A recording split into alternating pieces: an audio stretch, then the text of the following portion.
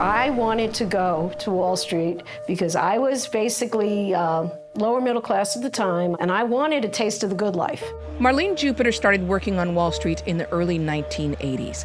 You knew that you were going into a man's world, but I loved Wall Street. It had that excitement of being part of the future.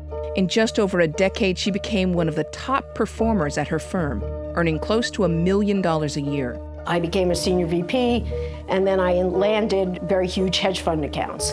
And that was when really the lions came on. According to Jupiter, some of the male brokers began making anti-Semitic comments and spreading false sexual rumors about her that got worse the more that she earned. They would call me a chick with a... They would deliver cakes with dildos on that, and that was like, you know, supposed to be funny.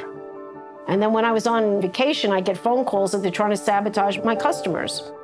Basically, they're telling you that you're not really welcome at the party. You're a woman, you're not one of us.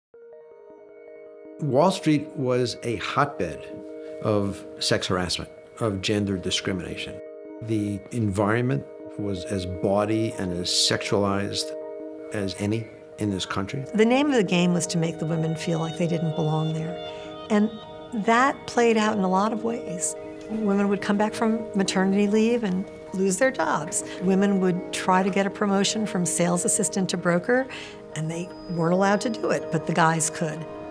And then at the other extreme, you had sexual assault and sexual harassment.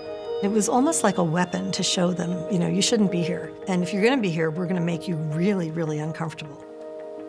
Being bullied destroys your confidence. It destroys everything about you. And I would go to human resources, and it would go away for a few months, and then it would come back. At one point, I was getting physically sick. That's when I decided to leave. I couldn't function anymore. She quit, and she wasn't planning on doing anything. She wasn't going to sue them. But then she had a great job lined up. The employer called her old trading desk to ask about her, and they trashed her. And she didn't get the job. And that's when she said, I've had enough. But for brokers like Jupiter, taking an employer to court wasn't an option because of a small clause in their licensing paperwork. In the 90s, everyone in the securities industry was required to register with the SEC. In theory, it was to make sure that they were hiring people without crimes in their background. But one of the boxes you had to check said that you agreed to arbitrate any claim you had against your employer. So you had no choice. You could not work in the industry without waiving your right to bring a claim in a public court. Arbitration was designed to avoid the courthouse by swiftly resolving conflicts before a private panel. The securities industry had set up its own arbitration system, which was run by them. And the purpose of the system was to protect it from liability. It was all industry insiders, many of whom were not even lawyers. The vast majority of the industry's arbitrators were white, male, and over 60, reinforcing what many felt were deeply rooted institutional biases. I thought I was going to win. I had witnesses that came through the arbitration, but I lost. If I had gone to court, I am sure I would have won. Jupiter wasn't alone. At the time, the majority of women who brought harassment cases to arbitration on Wall Street lost, and it happened behind closed doors. When you go to arbitration, there are no public documents filed. There are no reporters or members of the public allowed in the room to watch. And it allows their rainmakers to be repeat offenders because nobody ever finds out. Susan Antilla was one of the first journalists to report on the pervasive sexual harassment and discrimination on Wall Street. It's all about silence. It's all about keeping these cases quiet. But in 1996, that silence was broken. Tonight, the lawsuit that everyone on Wall Street is watching. Outrageous claims about men behaving badly at Smith Barney. Women were referred to as bitches and whores. A group of Wall Street women joined together in a class action lawsuit, allowing them to circumvent arbitration and bring their cases into court. The potential class action suit is extremely important because it aims at much more than collecting damages. The 23 women are trying to bring down the arbitration system, the pillar of employee relations on Wall Street. It was brilliant. They got the cases filed in court, and all of a sudden they started hearing from other women all around the country.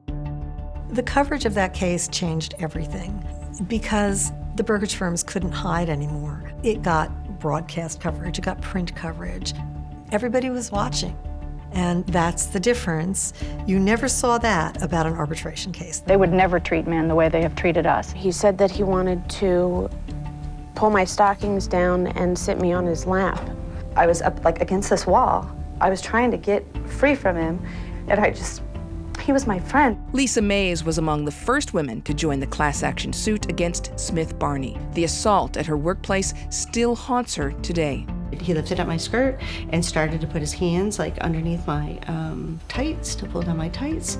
And then luckily something happened and the front door clicked and he walked away from me like nothing happened.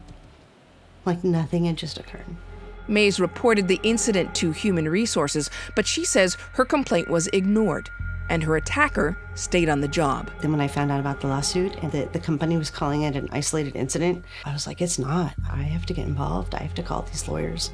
And they couldn't believe what had happened to me. Nearly 2,000 women joined the lawsuit, and other suits soon followed. The cloud hangs over America's financial community. Almost every major firm faces or has faced a sexual discrimination charge. It really was a Me Too movement. Oh yeah, that happened to me as well, and it was contagious. In the wake of the publicity, firms implemented programs to address sexual harassment and discrimination concerns. Under the agreement, Smith Barney will establish a $15 million fund to train and recruit more women and minorities. There was a moment in time after those Wall Street cases were brought when there was such optimism and people really thought that change was going to happen across the board with pay, with promotion, with everything. The Securities and Exchange Commission even eliminated the requirement to arbitrate over discrimination claims. But many firms inserted the requirement into employee handbooks and contracts, creating a roadmap that other industries followed. Wall Street was the model that management lawyers pointed to convince their clients that it was time to start compelling arbitration of discrimination claims.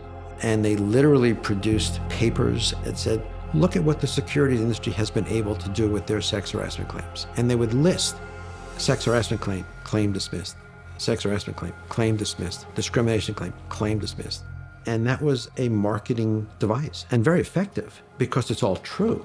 Back when the women on Wall Street were suing in the mid-1990s, 7% of U.S. companies then had mandatory arbitration, and today it's more than half. That trend has become a flashpoint in the latest fight against harassment and discrimination. The Me Too movement is taking down big names for sexual assault and sexual harassment. Hundreds of people on Sunday brought their fight against sexual violence to the heart of Hollywood. Rise up for the women of the world. From secret settlements to confidentiality clauses, there's been a public reckoning on how victim stories have been kept quiet for so long. Former Fox News anchor Gretchen Carlson is suing her former boss, Roger Ailes, claiming she was let go for refusing his sexual advances. I did not even realize how pervasive this epidemic of sexual harassment and forced arbitration was in our society until after I brought my case forward. And then hundreds and then thousands of women started reaching out to me, and their stories had never been told. A lot of them because of arbitration. Carlson herself was bound by arbitration, but her lawyers filed a court suit anyway. In the end, she settled her case and signed a non-disclosure agreement. Today, she's been helping to gather support for legislation that would prohibit mandatory arbitration in cases involving sexual harassment. Arbitration completely perpetuates harassment in the workplace. There are no appeals. You don't get the same amount of witnesses. It's secret. You normally get a much paltry settlement than you would if you were in an open court system. If the majority of these cases are not going into an open jury process, then how do we make progress as a nation on building upon case after case after case? I mean, that's how our legal system works. The courts are overwhelmed with litigation. There are many courts in the country that just can't make a dent in getting through their docket. Attorney Alan Kaplinski is a leading advocate for the use of arbitration in consumer and employment disputes. He says the process has an important role to play. Arbitration, it's a lot less costly than going to court. It's a lot faster. It's extremely efficient, and it's a process that is time-tested.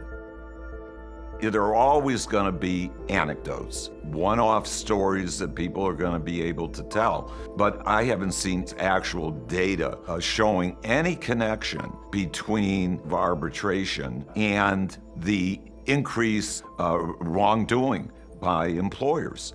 There's just no connection. Today, a new generation of workers is demanding an end to mandatory arbitration. Tonight, a massive walkout across the country and around the world of Google employees revolting over the treatment of women, including the handling of workplace sexual harassment.